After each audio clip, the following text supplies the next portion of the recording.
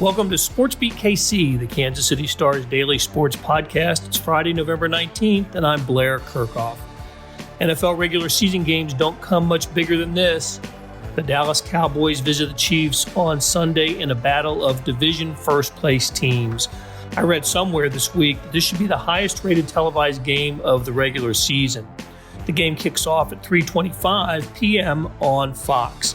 On today's show, Chiefs beat writers Herbie, Teope, and Sam McDowell break down the game, along with columnist Vahe Gregorian. They covered plenty of topics and took questions and comments from the audience. So let's get started talking Chiefs Cowboys. Welcome to Week 11's edition of SportsBeat Live. Gentlemen, we do not have Melly with us. We don't have Blair with us. So instead of the A team, are we the A- team?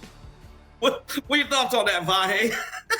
I think we're a solid B, but at least you can say gentlemen and be accurate without those two on here. Your thoughts, Mr. McDowell? Well, I think we lose one in Blair and we gain one without Sam, so it's a net positive.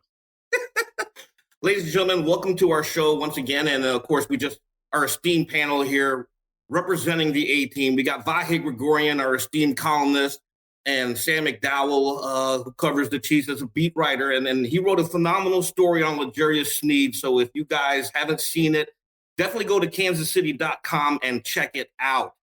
Hey, guys, before we get to Week 11 showdown with the Dallas Cowboys, because to me, this is the premier game this week, we got to review what happened last week. Where did this 41-14 win come from?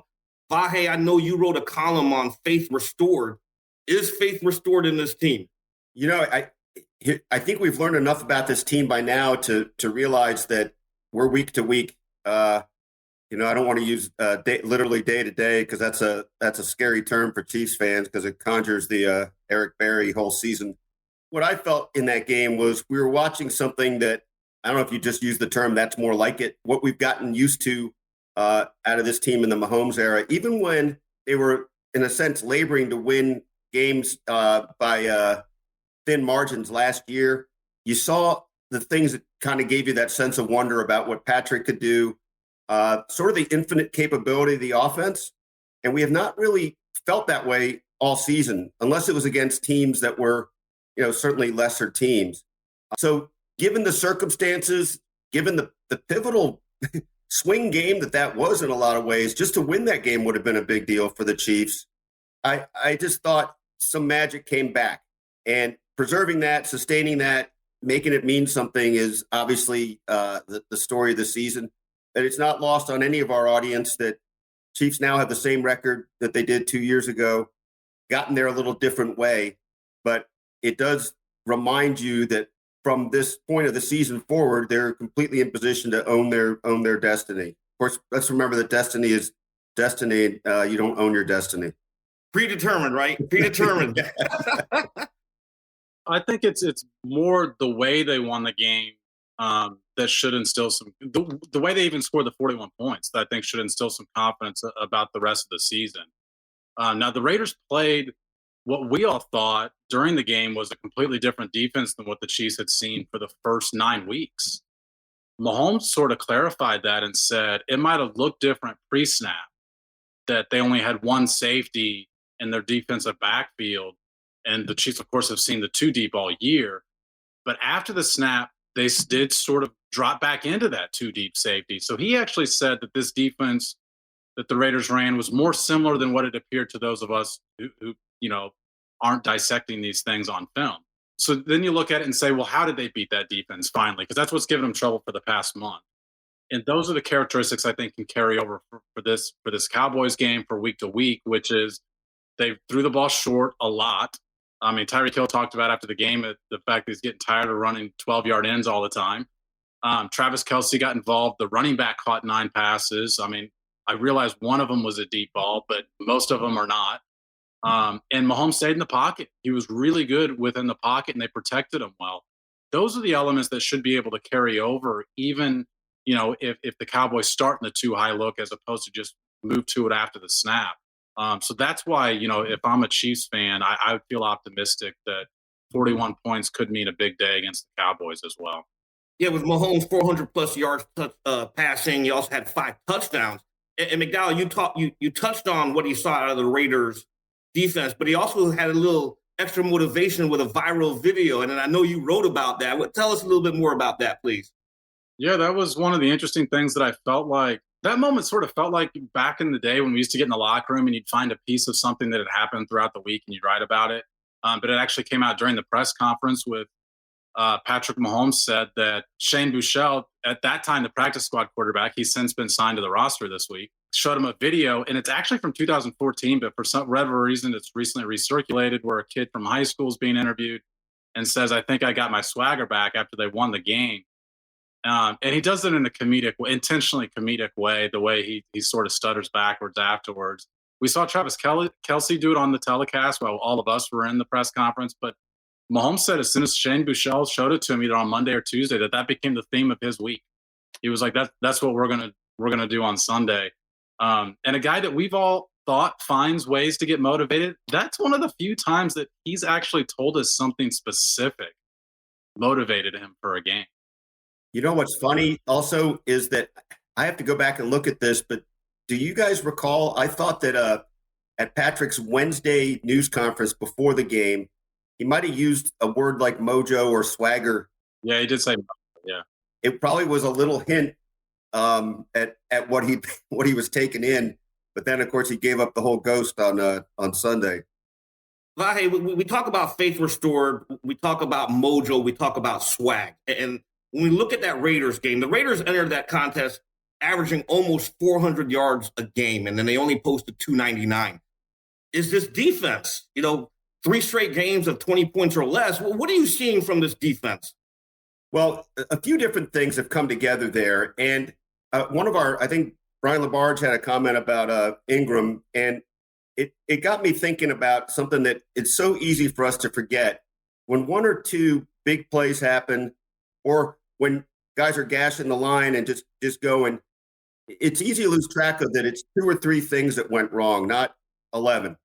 And something that's kind of formed here is, we'll talk more, I hope, about L'Jarius Sneed in another context, but just a development of a guy like L'Jarius Sneed, players like Willie Gay and Nick Bolton learning to play together more, with Willie Gay being back for a few weeks, Chris Jones being more back on the inside. I don't think he had a lot of tackles Sunday, but one of the plays making the highlight reel was how he owned the edge and turned plays back inside. Yeah. And all that, each thing affects the other in such a way that it starts to bring things together. So Frank Clark's played better. I don't really remember much that he did last week, but he'd been on the upswing. I just feel like they've kind of gotten their rhythm together. The communication's good. All this stuff that seems so mysterious to us, like why can't they get it together? And just for whatever reason, we lose track of. I lose track of that. Every season, you're still reforming how you put the whole thing together. The pass rush has changed a lot. When you can pressure the quarterback, a lot on the back end looks better. And I mean, Vahe said it's not 1 or 2 reasons. For a while, it felt like it was 49 reasons why things weren't going well. But I will say Dan Sorensen did have the interception on Sunday, and Steve Spagnuolo said he was happy as heck for him because things have not gone well. Having said all that, and Herbie, you should fill in more on this, but they've got their biggest test that they've had in a while this weekend. And Herbie, you've asked these guys a lot about, facing Zeke Elliott and Dak Prescott, because it's a different sort of challenge than what they've seen in Derek Carr and Love and Daniel Jones. Yeah, and we'll get to that in a second here. But before we switch to Cowboys week, Sam, I want to give you an opportunity because Vahe talked about L'Jarius Sneed, and I know you've been tweeting about him, his ability to make the open field tackles. But there's more to L'Jarius Sneed than what we're seeing on the field. So why don't you tell our readers and our viewers the story you wrote about L'Jarius Sneed, please? Yeah, there's a story that I think it's going to be in Sunday's paper, but it's online on the website now. He had a more difficult path to get to the NFL than a lot of guys do. And just talking to him was sort of a reminder that everybody has a background, everybody has a story, even stuff that you don't realize that they go through. But for him, I mean, his father's side of the family is a family of generational imprisonment. His dad was in jail his whole life. His grandfather is still in jail. He's never met him on the outside. Both of his dad's brothers were in jail. And a couple times in college, Legarius got arrested and felt like he was going to go down that path as well. And I should say his mom was in jail as well, until he was 4 or 5 years old. And his older brothers raised him and for that 4 or 5 year period. His oldest brother is only 9 years older than he is. So he was, 10 to 15 years old during that time. But this is something that's weighed on Legarius for a while and continues to weigh on him today. And only recently has he realized that some of the anxiety he feels on a daily basis is based on what, as he described it, the childhood trauma that he went through. And he's still sort of figuring out how to sort through that. And he's talked about seeking therapy and something he thinks he'll eventually follow through on. But like I said, just to sort of put a bow on it, it's just a reminder that all these guys are more than the stats that we see on the field, that they all have a different story to them, and that's Legarius. They're humans after all, right? And how is he channeling all of that into what we're seeing on the football field? He talked about it, that he second guesses himself and doubts himself a lot. And we all see the talent. And I think the coaches talk about his talent a lot.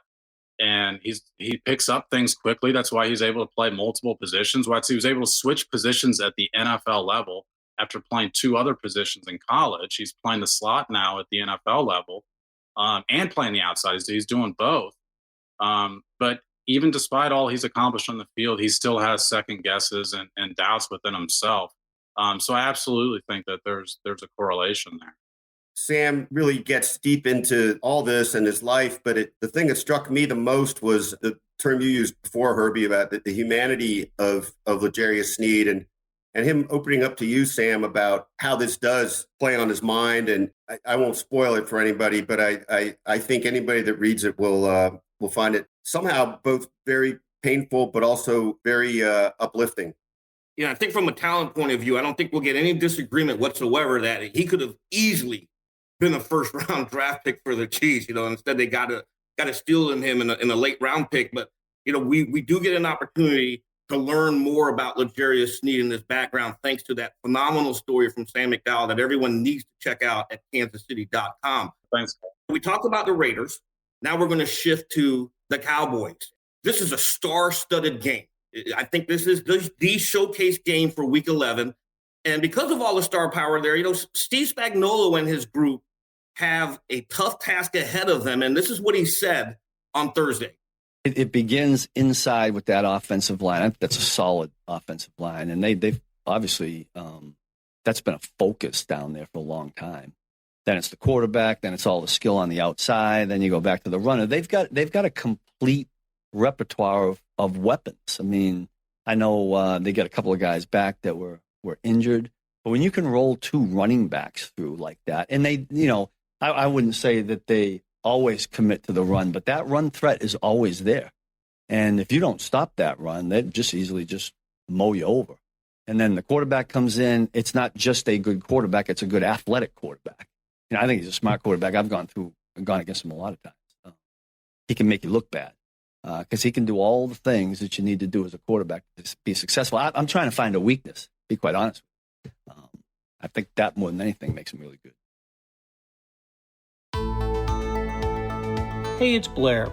We have a special subscription offer for SportsBeat KC listeners, unlimited digital access to the Kansas City Star's award-winning sports coverage.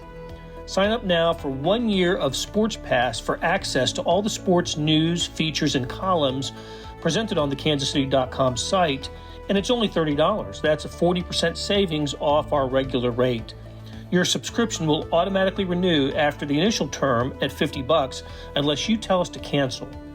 Your subscription helps support the sports coverage of kansascity.com and the Kansas City Star, and that support has never been more important. Please visit kansascity.com/SportsBeatKC offer to get this special offer. And as always, thanks for listening. Trying to find a weakness. My goodness. When you think of this Cowboys offense, you've got Dak Prescott at quarterback. You've got the 2 running backs anchored by Ezekiel Elliott. Amari Cooper CeeDee Lamb and then Dalton Schultz at tight end. Sam, how do the Chiefs stop this offense? Yeah, I mean, they're the number one offense in the league for a reason, in several categories. So I think it comes down to pressure. You've got to pressure the quarterback. You can't let Dak Prescott stand down there and take all day to find those targets that you just mentioned, because the Chiefs cornerbacks have played better. We've mentioned Snead, but Ward coming back has been a big addition for them, and Fenton has really developed into a fine player on the outside as well, a complementary piece to their cornerback room. So those guys are tough guards. I mean, CeeDee Lamb and Amari Cooper are really tough guards.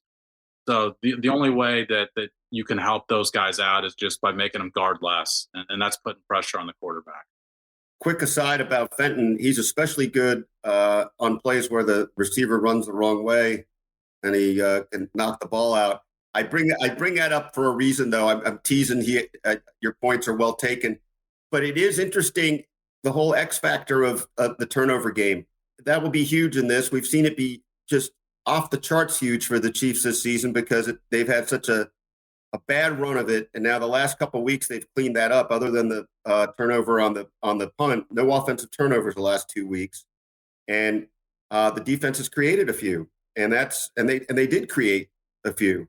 So I think that's going to be a key pivot point in this game, too. I'm stating the obvious, but I think we sometimes don't remember how much it just changes everything.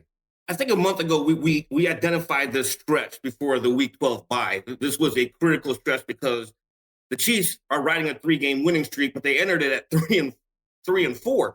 How much does a game like the defense had against the Raiders set them up for the Cowboys, Vahe?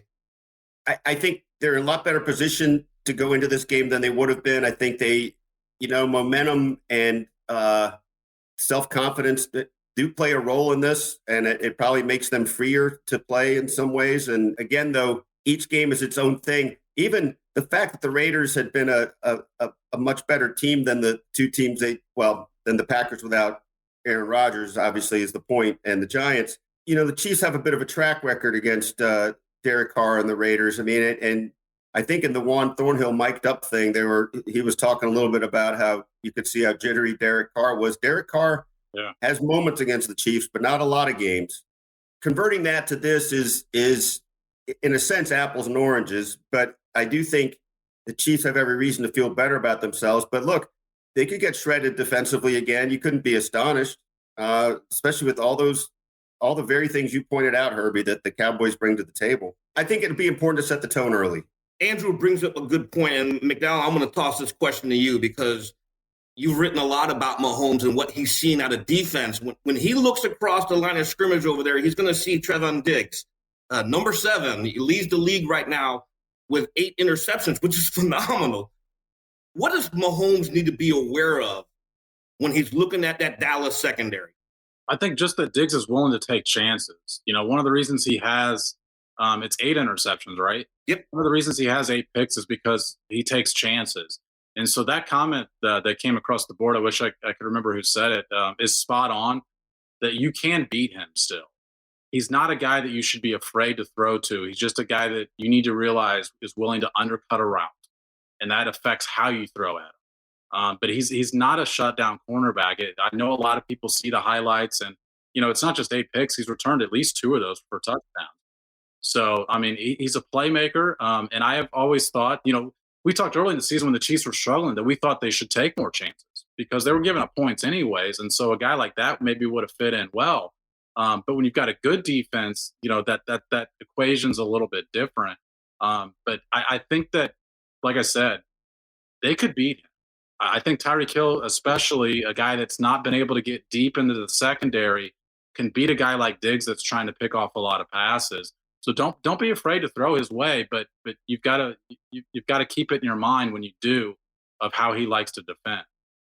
Yeah, that's a good point because Eric Bieniemy said Thursday that with his guys, they will respect Diggs because they know that he is around the football a lot, but he didn't necessarily say that we're not going to shy away from throwing to him. And when you got a guy like Patrick Mahomes, why not take your shots? Do you agree with that, Vahe? I do. And it's funny, right? Each game also is an interesting measure of your own preparedness, what it is you do well, versus taking what the other side can give you. That all these things, mesh together in their own ways. I was as soon as you guys mentioned Tyreek Hill again, I just keep kind of smiling and shaking my head over his gripe about the 12-yard ins. He made it sound like he'd never run one before, before the last couple of weeks. And, certainly the short to intermediate game has been part of their game. But it stays with me also because I do think it in a way, it speaks to their mindset being a little different, and understanding that they're going to have to, nibble and eat in different ways to get everything set up the way they want to. And that, theoretically, they've known this all along, but I think they've seen enough examples of it that they realize that they'll get their shots here and there, but the patience is going to be part of what this offense has to be about. Yeah, I think the Tyreek Hill comment sort of reminded us all that it's not just Patrick Mahomes that's had to adjust to this. He's the one that ultimately makes the decisions about where to go with the ball. But it's been an adjustment for these other guys, too, on their route running. Joe Blameyer, when Herbie and I were in the press conference yesterday, made a real funny comment about that Tyreek Hill quote, though. He said, when you were here the first couple of years, Tyreek, you were begging us to run those routes. Don't just send me deep all the time. And now he's getting plenty of them and he wants to go deep. But like I said, I think that was just kind of opened our eyes that, man, we've talked so much about the way Patrick Mahomes has to change his thinking, but it's been an adjustment for these other guys too. Just a quick thing, a little tip of the cap to Tyreek Hill and Travis Kelce, both for that last game. Their play had been a little out of whack, whether it was about being in harmony with Patrick or some drop passes. And I thought they were, by and large, the guys that we're used to seeing. And doesn't it look different when they're all on the same page and catching the ball for virtually for the entire part? I think also that was another thing that was a little puzzling about the Raiders, though. I think we might have talked about this Sunday night, but they weren't exactly mugging Kelce the way other teams have. And I was a little surprised by that. It seemed like anytime you just kind of took a look at Kelce, he was getting off the line of scrimmage fine. I think that made a big difference in his game. Yeah, to the tune of 100-plus yards receiving. Kelce finally had one of his breakout games after consecutive weeks of quiet games. McDowell, you talked about adjustments. Let's discuss briefly Josh Gordon. He saw season-high snaps last week, but he's still not making an impact on the offense in the box score. What are the Chiefs saying about Josh Gordon? Yeah, I thought Joe Blameyer gave us illuminated that point, and he's the wide receivers coach. Illuminated that what's going on with Josh Gordon more than we've heard from Andy Reid and Eric Bieniemy every week. We only get the assistants once a month. We pick which assistants we get. It's only a handful of them, and he was one of them. So we got to talk to him yesterday. And he said that Josh Gordon, first of all, the guy hasn't played football in 2 years. That part's obvious. The guy's never played in this offense. That part's obvious as well. So I think it was unreasonable for any of us to expect that he was going to make this massive impact in the first, month. But now that we're 6-7 weeks into this, you do start to wonder, when is the production going to come? Well, I thought he had a great week of practice last week, so he got on the field a ton, like you mentioned. His season high in snap counts, he didn't have a catch. He didn't have a target. So Joe Blameyer said that he's a veteran guy that knows the ins and outs of all offenses, of all routes, but knowing it within the Chiefs offense and connecting with the quarterback is a little bit more of an adjustment. And it can be just a tick off on where you plant. The Chiefs are facing a lot of zone this year, and a zone calls for the wide receiver and quarterback to both identify a coverage the same on where that receiver is going to be. That's the kind of stuff that takes time. No matter how long you've been in the league, you've got to connect with your quarterback. And I think I backtracked to what the Bucs went through last year. Rob Gronkowski took a while with his first year back. He didn't have a good first half of the season, and he hadn't played in a year and a half, just like Josh Gordon. But even Antonio Brown coming in, it took him a while. Obviously, a well-accomplished wide receiver in Antonio Brown, a Hall of Fame quarterback in Tom Brady, it still took those two guys a bit to get on the same page. And Brown hadn't been out of the league the same length of time as Josh Gordon. So, but having said all that, I do think now is the time where we need to start seeing something for Josh Gordon if we're going to at some point. Yeah, you touch on conditioning, and I know there's a couple of questions on Clyde Edwards-Helaire. It's just the week that they're going to see him. And Andy Reid said, he wants to see how he does this week in practice. They do have a bye week next week, so they have the luxury of maybe waiting an extra week. And the same applies for Kyle Long. Vahe, based on what Darrell Williams has been doing, should the Chiefs rush to get Edwards-Helaire back in the lineup this weekend? I think rush is the key term. I mean, I think they want to get him back going. He offers some different dimensions, but I do think you can feel pretty okay about what Darrell Williams has been able to do. And I think that precludes the need to say, do anything desperate. It doesn't seem to me to be the Chiefs' modus operandi to do that. Maybe you guys can remember differently, but I don't really remember an instance of a guy coming back too soon and feeling like, oh, they really rushed that. I think that they're pretty respectful and thoughtful about it, unless I'm just not remembering something. So I think the production has been, especially last week, but the production has been certainly acceptable, if not desirable, what they're getting there, and that should make them even more at ease about what they should be doing anyway, right? Making sure he's ready. And Mac, here's a question that I know like a lot of Chiefs fans are asking as well. If Edwards-Helaire, if and when he does return, should he reassume his role as RB1, or does that belong to Darrell Williams now? No, I still think Clyde Edwards-Helaire should be the starter. But the point I would make is that when he does come back, first of all, I think Darrell Williams is going to be more involved in the offense than he was early in the season because he's earned that. But when Clyde Edwards-Helaire comes back, I'd like to see the Chiefs run some of the similar plays they're giving Darrell Williams, those downhill between the tackles runs, because I know Clyde Edwards-Helaire is a small guy, so the natural thought is that he's fast, and therefore you send him outside the tackles as often as you can. I think when we've seen him run, it's his quickness more than his flatline speed that gives him an edge. And so I think that shows up between the tackles and cuts. And if they can give him some of those same looks that they've given Darrell Williams, I think that's the type of offense that Clyde Edwards-Helaire could flourish in. I would play him this week if the doctors clear him. I know you've got an extra week next week, but I think that the Chiefs are at their best when they've got both of those guys going. And if they can get those guys in a rhythm, by late season, by playoff time, I think they're going to have something they didn't have last year. Let's remember Clyde Edwards-Helaire was injured for the playoffs. He came back in the Super Bowl, but obviously was not 100%. If they do have Edwards-Helaire, obviously this game takes on a different magnitude as well, because I'm sure a lot of fantasy football people out there are going to be starting all their Cowboys and Chiefs for what projects to be an explosive offensive game. Vahe, X factor for this game as we wrap this up. Who or what is the X factor for this game, and what's your score prediction? I'm going to lean back on my turnover crutch. Matthew pick 6. Bring it back. Bring it back.